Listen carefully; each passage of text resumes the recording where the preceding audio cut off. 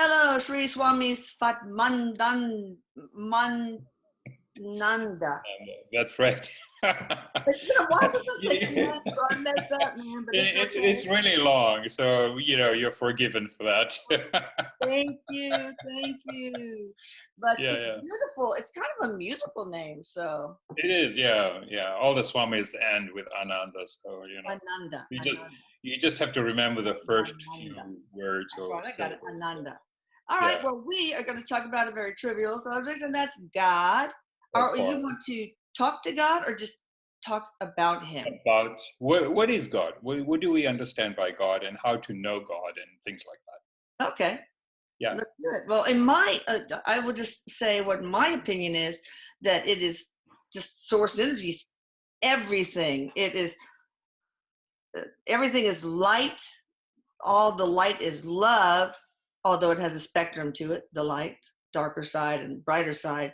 And that God is, we are God, God is us, one giant big energy party. But you tell me, because you're kind of the expert. Exactly. I mean, you're absolutely right. I mean, that's exactly what we're all source energy. The problem becomes is how do we distinguish it, and when do we say that, for instance, how do we know that God is different from me? When we say we are source God, what do we really mean by Yeah, that? yeah. And if you say, okay, what is energy, and is God sitting somewhere in heaven, and can we talk to God, and things like that? I mean, it's really confusing. On one level, we say God is one source, but then when we really start interacting with it, we realize that there's sort of like a dichotomy in the way we understand it. So we say it is one God, but then the way we deal with it, or the way we try to grasp it or grapple with it, it's incoherent. Yeah. And so let me explain in a more sort of like a fundamental way of how do we understand it, and actually try to address some of the questions. So God is source energy. So what does that mean? Source, we say it's an energy.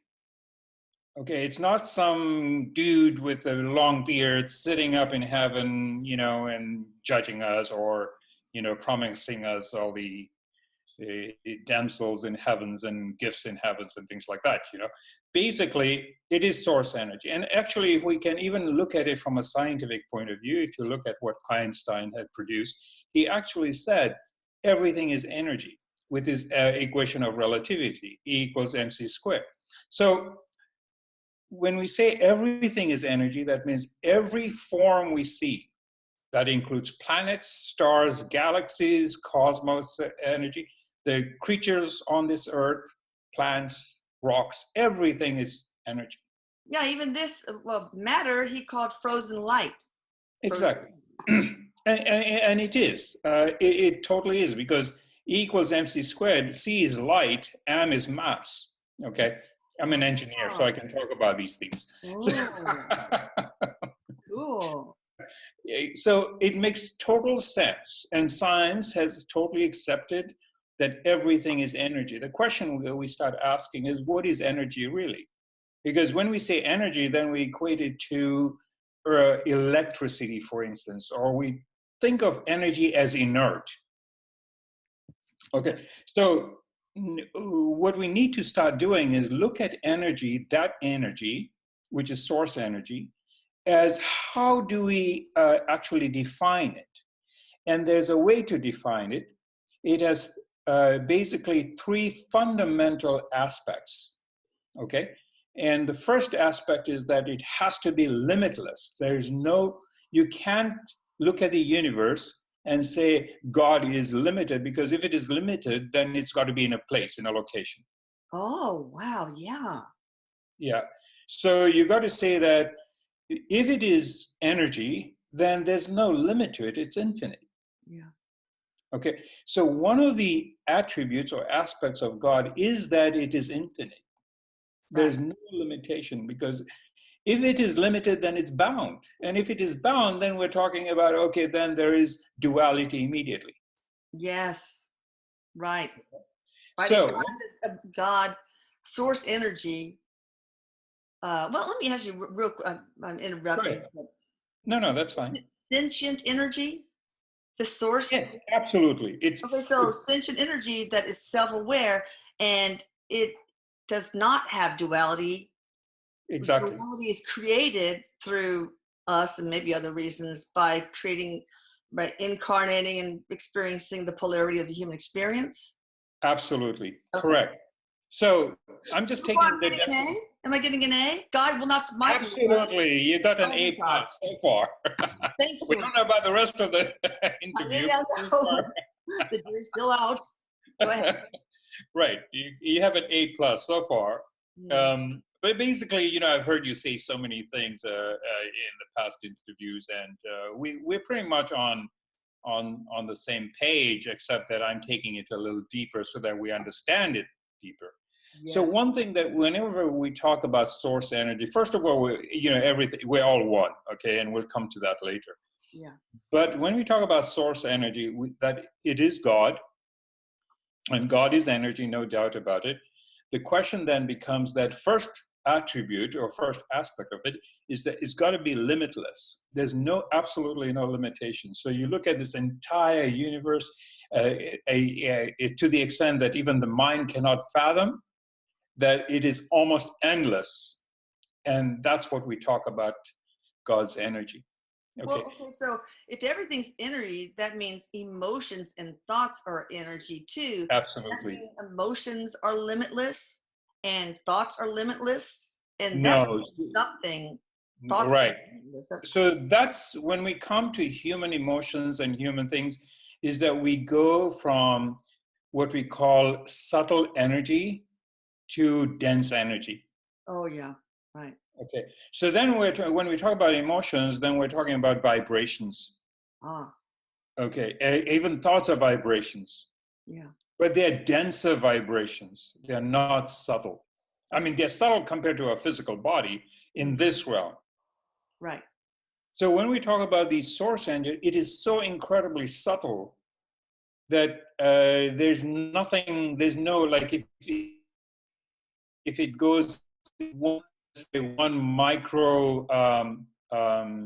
microhertz, then it's gone into a duality stage. It's gone into one level of degradation.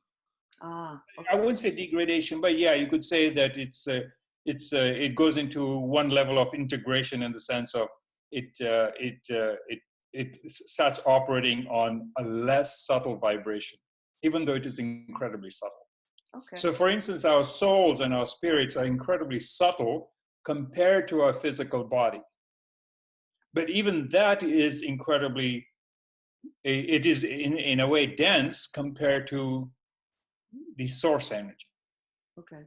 Yeah. Okay, so if you talk about it, and energy is just basically the variation are the frequencies. That's all.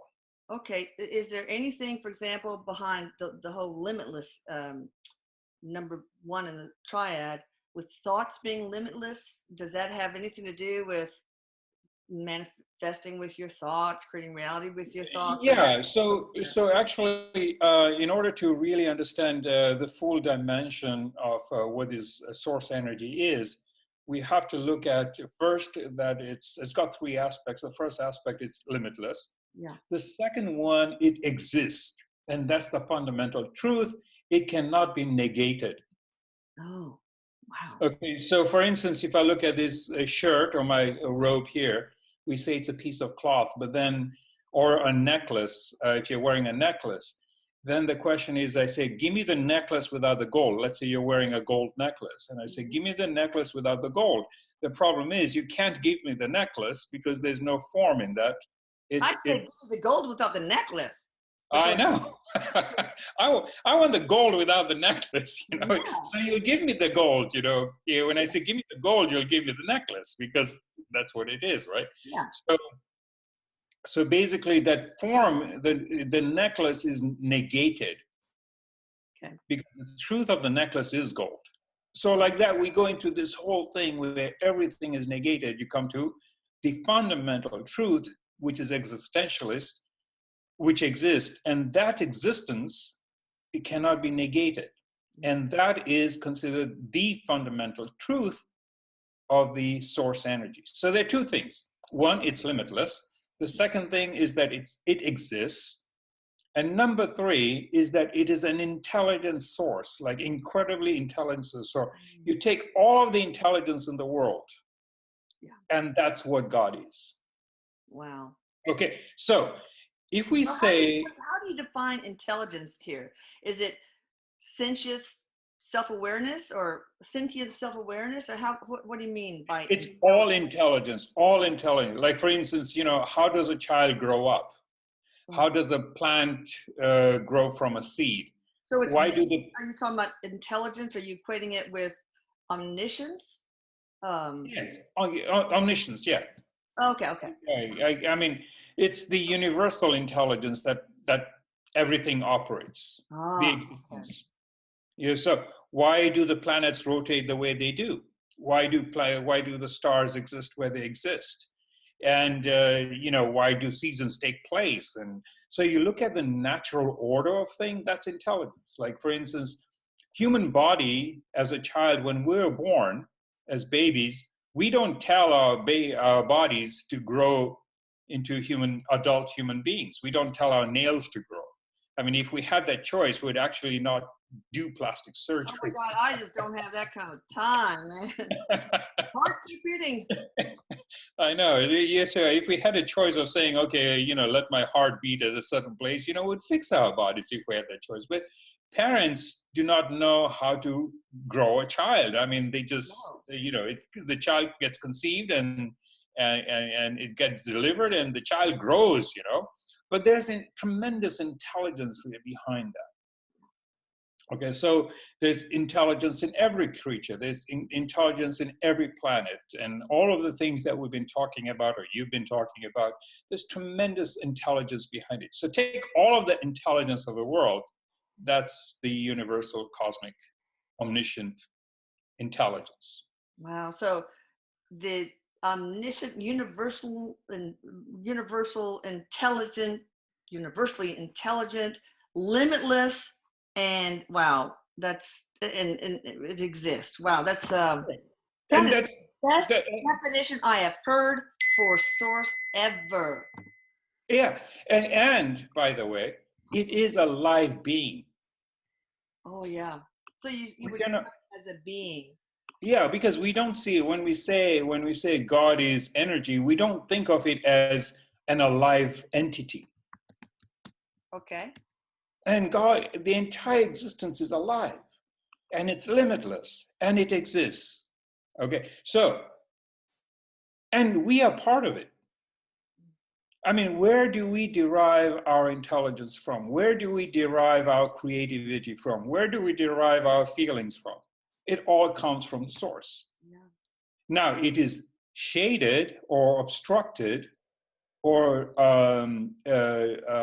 sort of blinded by our ego and our ignorance. Or we come into a contract to not have, to be intellectually challenged, for example. That's right. Still innately, as souls, we also have universal intelligence?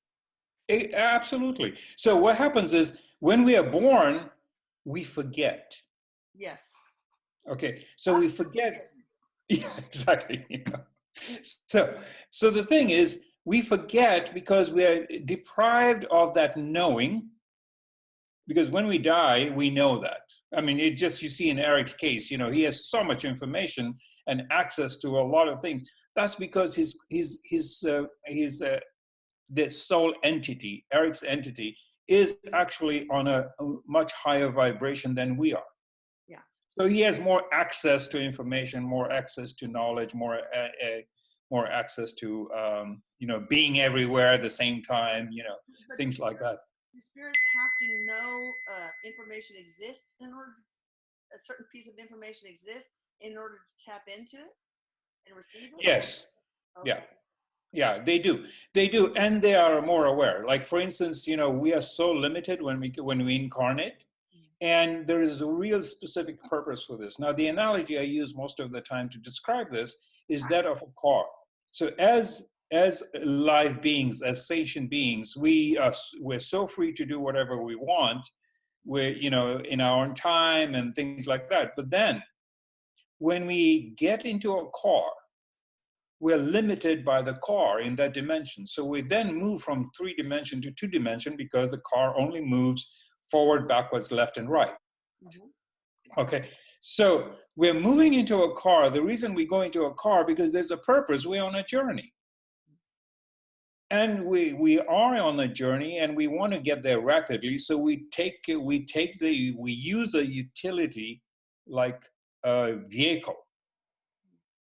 So for us to actually gain wisdom, which is why we incarnate, we come and we take the utility of this body as a vehicle to learn the lessons we need to learn. And so I keep saying wow because your metaphors are great, but it does demonstrate that thank you. don't have that universal intelligence. But so Jesus, did he come in completely? I mean, remembering everything? Is that what made him so special? And some of the other, obviously, Krishna or Muhammad, all these. All this. So they were able to tap into this knowing after a certain point. Like what happens is typically when you're born, you have these insights, you have these psychic or intuitive insights, like many of the psychics that you interview. But then they need more. They need a guide or they need a teacher. And all of these guides who are really famous, they actually had teachers who then guided them to access that venue. Like you. I'm sorry? Like you. Yeah, and even Erik, for instance, the very fact that we're communicating with Erik then becomes our guide to tell us what's going on out there. Otherwise, we would not be able to access this information anywhere else. Does Erik ever visit you or prank you? I'm sorry? Oh, no. Well, even if he does, I'm not sure I know. But I do send quite a few people up to your site, and I probably smelled some sting bombs once in a while, but I should have checked whether it was Erik because it wasn't me for sure. So it's got. All right, this is fascinating. Your use of metaphors is absolutely amazing. And before you go on talking about source energy, I want to ask you for the peeps. You said you mentor people, and there's a person, I won't mention her last name, Linda, who you've been mentoring. That's since we're talking about mentoring, that is really awesome. Tell me what services you have to offer, and I'll put it at the end also, but how they can access you to start that mentoring process, or anything else you think they need. Okay, so basically, what I fundamentally teach, or that's my primary teaching, is for you to realize your God. Oh, that's cool. Okay, the thing is we're all one. And because we're all one, we have to know that we're one. And the question then becomes, how do we get our minds wrapped up around the fact that we're one? So I teach something called the teaching of oneness. And this is where I bring this. So, but if we say we're one, and I'll get back into it later. But if we say we're one, then that means we have to be one with God. Yeah. We have to be one with source energy. But you have to live as if you are not just knowing it on intellectual level. Absolutely. You have to live your life. You have to live it, exactly. Absolutely. And that's the hardest part. Oh, that is I know I'm one, whatever, but so yeah, usually we feel we're one when you're happy, when we're in a good mood, and we have food and we have clothing. But then if the person that you say that you're happy with and they come and smack you, and then suddenly the oneness is out of the window. All alone, and they are too. But so what are the benefits of learning, mentoring people to know and live in oneness? What can they see specifically in their lives? So there are two major benefits. The first is you become so accepting of everything in the universe, on this life, in this life. I mean, what we are really looking for is happiness, Mm. but not the kind of happiness like, you know, being blissed out or being on drugs all the time. What we're looking for is contentment. And that contentment, you know, you might have a ton of money, you might have a gazillion houses or a gazillion dollars, you might have the love of your life, but then at the end of the day, there's a hollowness in all of our pursuits. So what happens is that we have to come to a point to say, okay, what makes me content? And when you understand that you are one with source energy, then you realize that you don't feel so limited like a incriminated, prosecuted person. Yeah. So you accept yourself and you accept everyone else and what they do. And you look at everything with love. And this is one of the first immediate benefits you get right here, right now. God, that is amazing. Then if your spouse argues with you, or if a friend betrays you, you don't get those hugely dense negative human emotions that drag you down. Absolutely. It's But almost like you're what you do though, it empowers you to respond with love though. yeah, and that can change that person. And by doing Absolutely. all this, it can change the world. What is it called? The whatever fifth, ninth monkey or something. Now, this is an awesome way. If we can all, if a few of us can learn to live in as if we are one, and we spread that to others, then Yeah, wow, that is probably the most. That's the answer. I it don't know is what to the say. answer. That's the answer.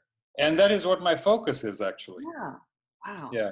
And not only that, you see what happens is immediately, like most of my students, they change in 2 or 3 years and after the training.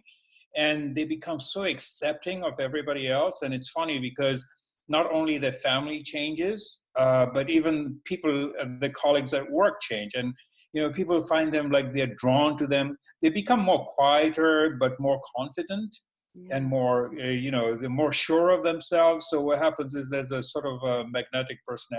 It sort of brings people towards them, and then they start even sharing their, you know, the concerns, and then they get help and things like that, you know. So Well, and one of the practical aspects of it is that you are going to be more open to receiving abundance of any sort, health, love, money, exactly. because I think the biggest factor in not in blocking yourself from manifestation is self-loathing, or at least a diminished self-love. So Correct.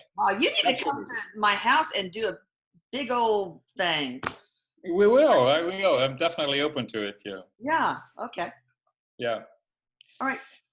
Go So forward, sir. yeah. So going ahead, part of it is, like I said, the source energy has three attributes that we need to take into account. One, that it is entirely intelligent being, it exists, and it's limitless. Now, once we put this source energy in that framework, then we start saying, okay, now how do we relate to that? Okay. And we know that everything is source energy because everything comes from that source energy. So then the question is, what is the difference? The difference is the lower vibration.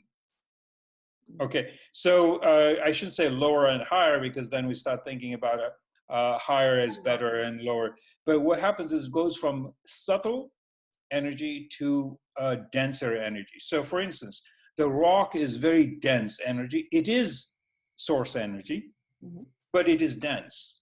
Physically, Physically, exactly. So, right. and we human beings, we have a soul, and when we die, the soul moves out of the body. It leaves behind this dense physical body.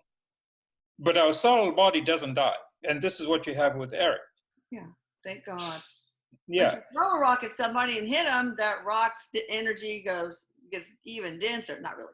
All right. So right, let's talk about like evil and hate. right, That is right. still part of source, but Yes, it is still light, right? But Tell me. It is source energy, but what happens is it moved from light to darkness, and so it's become more and more dense.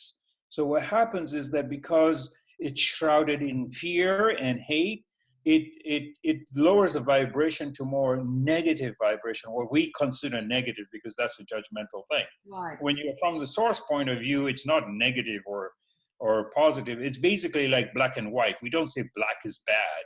Yeah. So it's basically the absence of light. So when we look at evil energy or Well, not hate, absence, probably just the lower spectrum. Could it be absolute absence of light, or is it just less? it is less. It is more on a denser energy level than it is on the lighter energy level. So when we say love and light, and when we look at light, that's on a higher vibration. And well, this is light. So that's like saying shrimp scampi, shrimp. right. Exactly. All right. So wait. So you say there's no hierarchy. So a lot of people have a hard time understanding that hate is really not inferior to love. Evil is not inferior to good, because everything has value. Is that why there's no hierarchy? Like there's no good or bad, there just is, because everything is experience. Can you unravel, Okay. bend my mind, please? So yeah, sure, happy to do so. So basically, if we look at ourselves as much lower energies, I mean our physical bodies, because our soul is not. Our soul is in a high vibration, and that in that higher vibration we take on this vehicle for a purpose of learning. And because we're here to learn, what do we need to do? Is that we need to know the good and the bad in order to learn. How else are we going to make choices? So you have to experience hot if you want to really understand cold. You have Absolutely. to understand betrayal if you totally want to get the idea of forgiveness. Absolutely. And you have to learn all about the fear-hate side in order to learn all about every facet of love. Is that what you're saying? Exactly? You got A plus Do I plus get a B plus now? Okay, good. Okay. Yeah, no, absolutely. And that's the thing, is that, you know, when we see hate and evil and we connect to that energy, then we're drawing ourselves down to that lower level. Yeah. The reason for us to know light, we cannot know light if we don't have darkness. We just don't want to connect to the darkness. Is that what you're saying? We want No, to we are given choices. We as human beings were given free will, unlike animals or other creatures around the world. We've been given the cognitive ability to make choices. Yeah. Okay, and because we're given that ability to make choices, we need to choose love. Yeah. That's why we're given the choices. We're not given the ability to make choices, or we're not given free will to choose how many donuts we're going to have. You know, I mean, yes, of Daddy course. made me hungry. I haven't eaten breakfast yet. That's right, you know. Yeah. Or how many spoonfuls of sugar you want in your coffee, you know. The real reason we're given free will is so that we can discern between hate and love. So we can discern between fear and love. Listen, you got stuck, froze for a little bit. So to discern between hate and love. In other words, don't connect to hate or anything, but acknowledges existence and its value as being like creating duality or contrast for us to better understand the other side, love. Exactly. So when we have problems in life, which we all do, you know, we have hate and we have negativity going on, and that's all amplified now, you know, in especially in America. But the point here is that we need, when we see negativity, what we consider negativity from our perspective, what we need here to do is to make a conscious choice to choose love over hate. Yeah. And we don't, because frankly, you know, as a society, as a society, we're so immature in America. Yeah. Because we don't know how to actually have a real solid discussion, a healthy discussion with someone else who has an opposing point of view. Oh no, I it's mean, oh, awful. It used to not be that way. It's like everybody has to be right now, exactly. or it takes a chunk out of their self-esteem. Now, why do people choose? It's almost like people enjoy being angry more than they enjoy being happy. Maybe they just don't know what it's like to be happy. But why do people choose that? No, I think it's really a collective immaturity. Because, for instance, when I was growing up in Africa, for instance, when I would go to parties, my friends and I would have these intense discussions about things, and if we met someone who had an opposing point of view, that would be the most exciting thing because we have someone who can challenge us. Yes, and challenge, but be open to changing some of your thoughts. I mean, Yeah, that's a gift. absolutely. Kind And of we never intellectual discourse and comparing and contrasting ideas is really a gift. But people see it exactly. happen. Yeah, and in fact, we would have this party, we would have a great time because we had a great discussion, because there was a give and take in that discussion, and we learned a lot. We learned how to debate opposing sides. I mean, at that time, we used to debate between capitalism and communism, and then we talked about different forms of government and things like that. We discussed even different religions, but it wasn't taken to a point where it was personal. Yeah. And here it's like if you think opposite to what I think, you're immediately defriended in Facebook, or you're canceled from a I contract, or know. you're It's kicked out of a job. awful. It's like the person feels like, well, if you don't agree with exactly what I say, then you are judging me. You are saying Yeah. I am less than, so you are out of Right. my life. Yeah. Um, they tie their opinions to their self-esteem so heavily. Yeah. So, all right. I was shocked when I came to the U.S. and I was still in my teens, and I was so excited to go to a party because I thought I'll have these great discussions, and everybody was going on. They just wanted to get drunk and say, "Let's party," and I was so disappointed because I was like, "Wait, we're not having discussion." And then I found out later on in American culture, when you go to a party, you don't talk about anything serious. You don't talk about religion. You don't talk about politics. No, it wasn't always like that. I mean, look, Berkeley was the Exactly. birthplace of free speech, and now Yeah. they won't let any opposing thought enter their campus or lecture or exchange Exactly. ideas on a podium. Yeah. So they riot and break windows. If that's even tried, like Milo Yiannopoulos or whatever. So, I but know. it's gotten worse. But maybe it has to in order for everything to It break has to. down and be rebuilt in the name It of has to, because that's the way we're going to wake up as a society. yeah. That's the collective. We've been asleep for a while, and this is as the U.S. collective karma.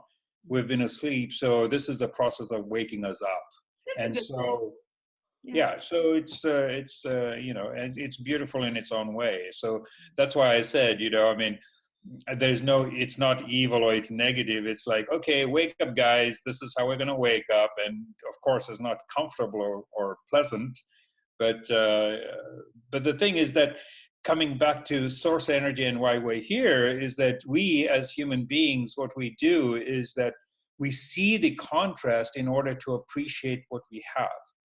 Now, every problem and challenge we have, it doesn't mean that we shouldn't get angry. And this is something that people understand, that once you feel that you're in an enlightened community, or you're holier than thou, then what happens is you start acting and faking that you are more in love, or you are responding in a loving way. That's not love, really. That's faking it. What is really what we mean by feeling in love is that you look at a situation and you respond with love to that situation. It doesn't mean that you say, "Oh, we're in love." You respond just the way a parent responds to a child. Yeah, if you disagree, you say it, without making it personal. Right. That So reminds can we? the YouTuber JP Sears, who does this spoof on spiritual stuff, and he's got one called Ultimate Spirituality, and he's talking all holier than thou. He's Yeah. sitting on the steps, and some guy comes down the steps, bumps him, and he said, "He's so unconscious." Exactly. So funny. Yeah. So that is one of our fundamental problems. It's like, oh, somebody gave me a touch. I might have bumped him before. It's like, okay. So the place when we say that we're coming to a place of love and we're operating from love, then we need to understand that we accept things the way they are. It doesn't mean that we become a mat. It also means that we respond in an ethical and right way to that situation, because that's where growth takes place. But it's Okay, not personal. so yeah. So if when somebody's mentored by you, say 2 or 3 years down the line, they still can get angry, right? Of And course, yeah. have these negative emotions, but it has to be like you're saying, ethical and appropriate, and like not hurtful. Because Eric, when he was alive, he would get angry, but I swear he would. I never ever heard him say anything disparaging about anybody. He would never use his anger as a weapon and hurl personal insults. He would just get angry. So, but Yeah, is that what you're talking about? exactly. It doesn't mean that you don't get angry. It doesn't mean you become an emotional void or an emotional robot. Yeah. That's not what it's all about. It's about being present right now, right here, with your emotions fully engaged Yeah. in the right way, Okay. with no with not being judgmental about things, accepting things the way they are, and allowing things to be the way they are, as long as it doesn't hurt you or anyone or your loved ones, or including that it doesn't hurt the guys who are hurting. Yeah. In That's fact, so they hurt hard. others because they're hurting inside. It's so very hard allowing, surrendering, because you have to let go of expectations. You have to let go of control. And human Exactly. being, Yeah. my husband, they have this real need to control. Yeah, yeah. So I mean, how does uh, that work with the whole source energy thing? yeah, that's because of our ignorance. That's the fundamental problem, is that our ignorance comes in, and because of our ignorance, fear and hate kicks in, and because of fear, other emotions gets dragged in, and because of that, we feel that we need to control. Yeah. Yeah. Yeah. But if you come from a space of saying that everything is love, what happens is your control goes away. It When reminds you me of really, swimming and somebody's drowning and they hold on to the rescuer and drown them. They're clutching so tightly because they want to be saved. It's kind of like that metaphor in a way. it is exactly, it is that way. Yeah. You are free to use that. Just I will. I'm Thank kidding. you. Yeah, right. You have the most amazing metaphors. You make learning this so easy. Yeah. Well, I had to grapple because basically I would be reading books and I hear some of these intellectual people who really don't know what they're talking about, but they've written a lot of books. And, to me, it had to make sense. And if it doesn't make sense, it's not right. And I've used my intuition and my inner feeling. And basically, I think it was just my inner knowing that kind of helped me gain this wisdom this way and to understand it. So I had to understand it for myself in order to be able to teach it. Oh, of course. Yeah. Yeah. So, and Anything else that's why, to say go about? ahead. Oh, go ahead. That's No, what. no. I said that's why, one of the things is that when I say these things, I found not many sources that actually would align with what I found out. Yeah. And so sometimes I truly appreciate what Erik says through the medium, through the channel, what you've been in that kind of way, because it's from another source and I can tell what is accurate, what is not accurate, and things like that. That's why I thought, we've talked about God a few times on this on your show. That I thought I'd come and give a deeper aspects of it, how we as human beings can interpret it, because we really don't have the words to comprehend it fully. But we can use words to take us there to a certain extent, by actually defining it and taking us to a different place to understand exactly what is the role of us. Why do we have this disparity? Why do we have duality, and so on? Yeah. That's And fascinating. what's the point of hate and anger? They all have value. I mean, I think in your show, Erik has said many times that we are here to experience love. And not Right. only to experience love. And to Yeah, remember that we are love.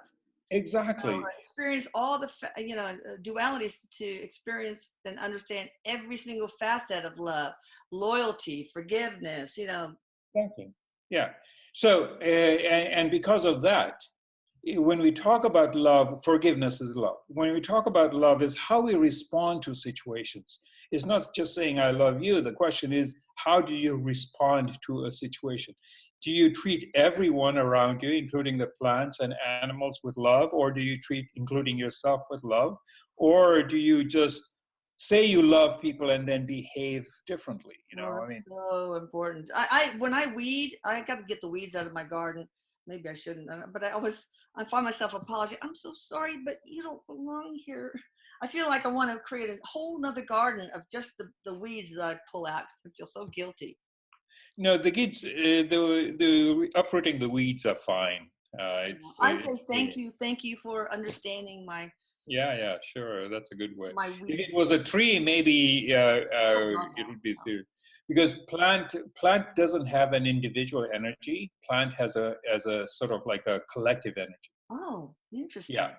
yeah. So a tree has an individual energy, like an individual soul.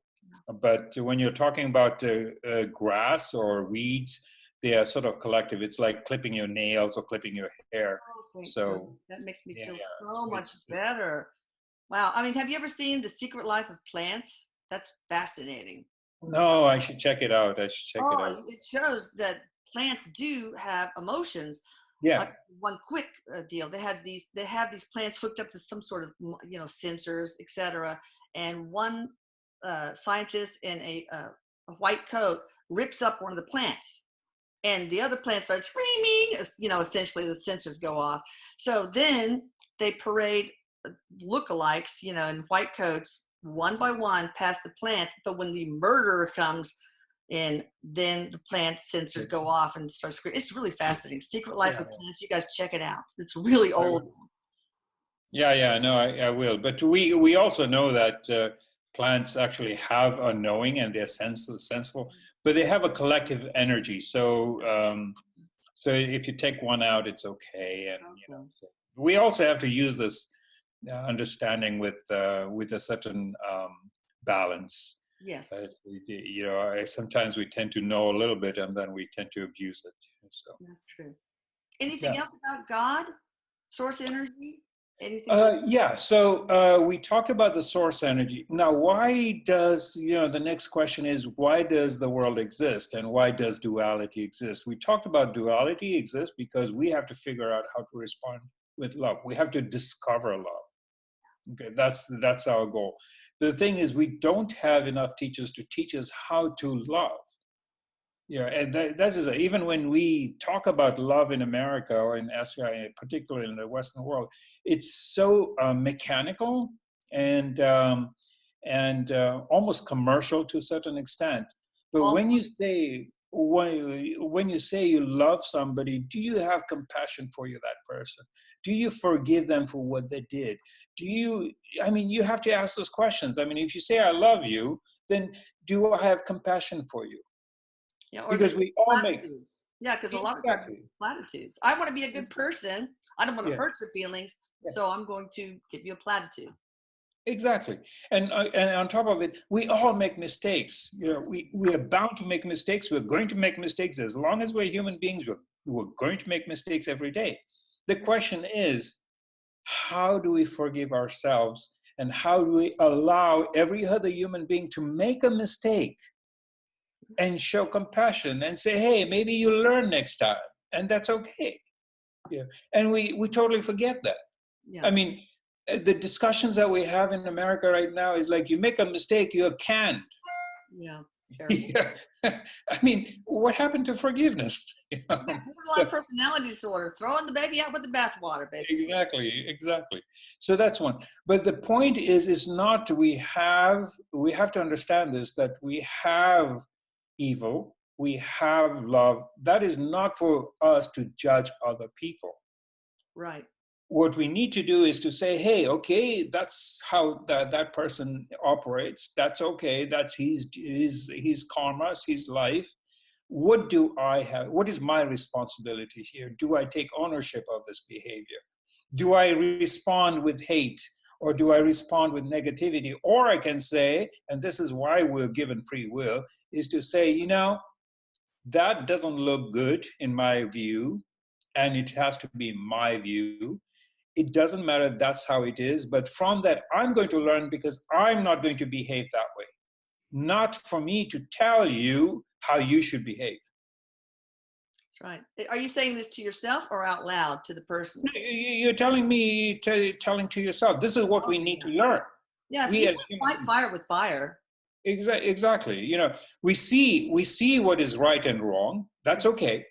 You have the wisdom to know it, but it's not up to you to judge why that is the case. Right. What is up to you to do is to actually acknowledge that it is good or bad, or an evil or love.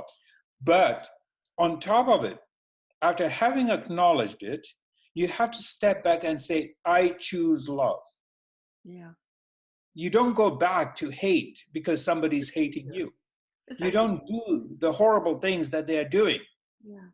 The question is, when they do something horrible, can you, or do you have the guts to actually choose love? And we don't. Because we don't are not comfortable with vulnerability, for one thing, but Right. also we've been probably just programmed. I remember Jesus said, and I can't remember if it was in an interview or if I read it somewhere, that children need to learn the difference between right and wrong so that they will grow to understand that there is no difference. Yes, and also to use free will to choose what is right for that context. Exactly. Not what is prescribed by the law or by the religious institutions, because what they talk about actually, even a lot of the laws in the US are not correct. I mean, in the olden days, it was illegal to discriminate. Slavery was legal. Okay, it's no longer illegal today. So there are a lot of laws, even to this day, that are not correct, according to God. But the bottom line is that if we do understand source energy, and we can choose between, we can identify and acknowledge what is right and wrong, evil and good, and having done that, then the next step is for us as human beings to choose love, because that's who we are. When we don't choose love, we degrade ourselves into hate and evil and negativity, and that's the energy we absorb, and that's who we become. Yeah, but we aren't that. We are love. No, And so we we're not. behave as such. Exactly, because we are blinded by our ego and our ignorance that takes us down the negative road. But if we have wisdom and we have the courage to actually choose love and know that we are loved, then it becomes easier. Then it's not a problem at all. That's right. You know, one of the most powerful interviews from that we made was the one with Hitler, because people could not understand, you know, how could he, you know, he really wasn't evil. What are you talking about? It's like, but you know, he played the part of being evil in order to change the world and usher in decades of peace by spiritual track. But people have a hard time with that one. Absolutely. Now, you know what the amazing thing about Hitler is? I mean, I could say a lot of negative things, and we know all of the negative stuff. But Yeah. for the first time in 2,000 years, in Europe, there's a 70-year peace. There we For go. the first time, because of Hitler, because since the Second World War, there's been peace in Europe.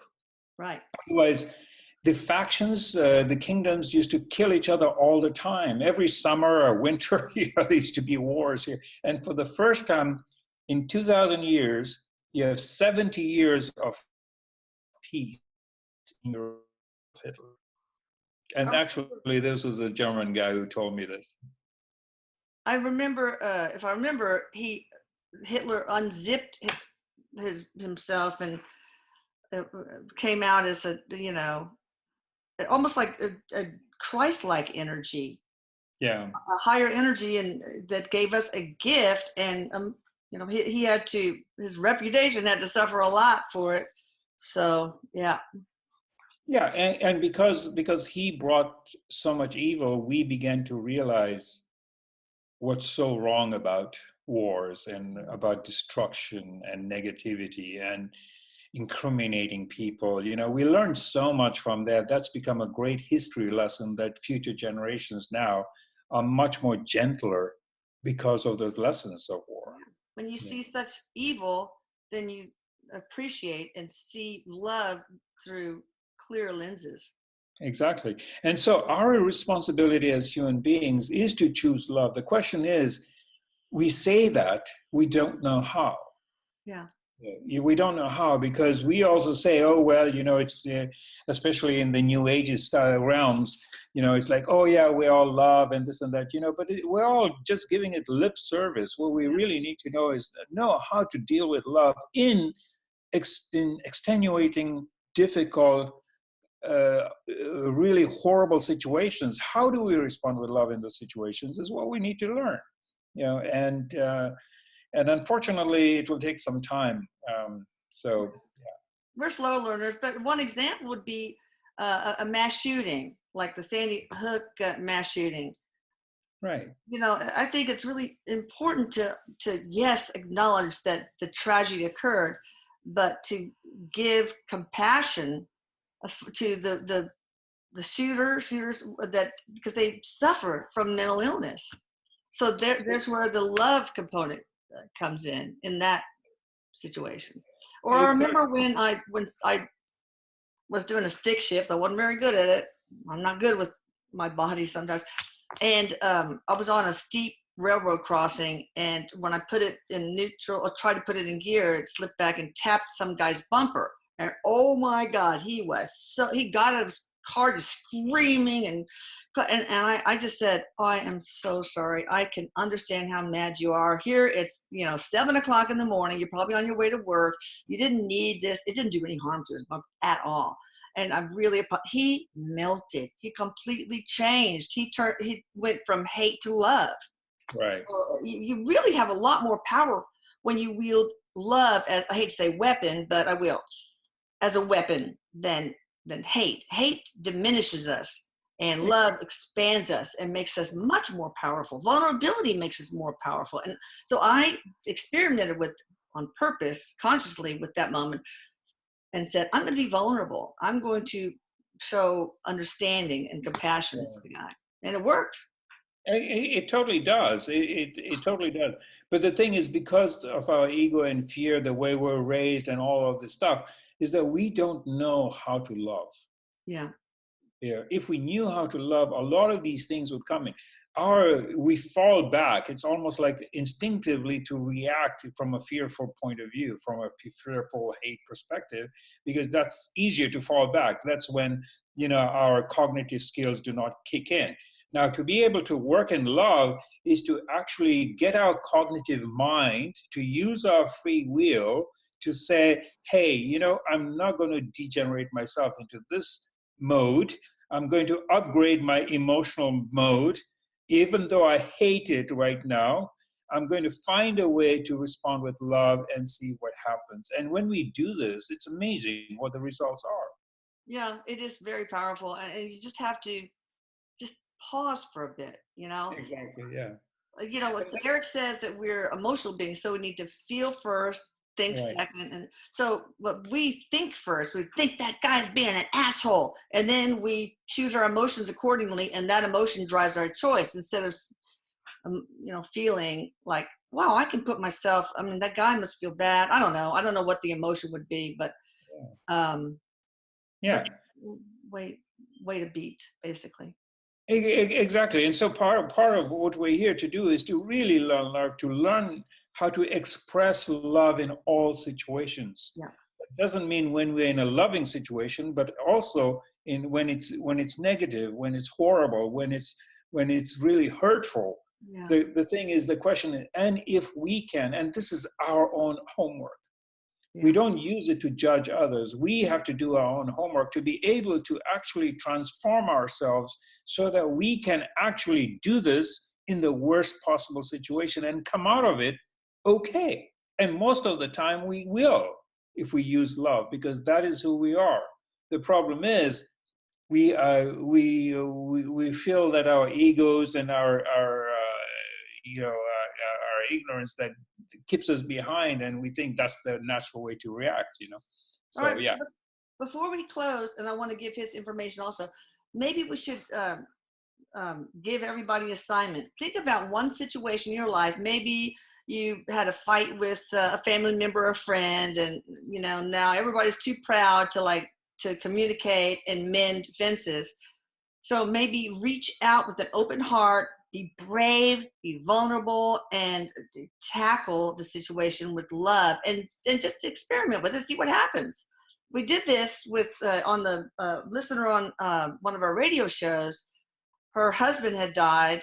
She was pregnant. Anyway, she had the baby, and the mother-in-law was trying to fight for custody.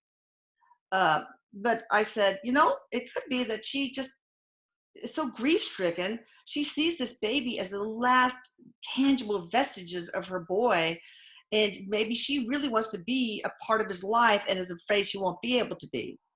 And I said, just be brave, connect with your mom. And Erik said, yeah, do so on the phone. Okay. And oh my God, it was magical, the response. And now the mother-in-law and the baby are so connected. Also the daughter-in-law. I mean, it's so, I want y'all to try that. And you want exactly. And a lot of these, what we don't realize, a lot of our interactions actually come from past life interactions. So if remember that helps you disconnect from it a little bit better, maybe. Right.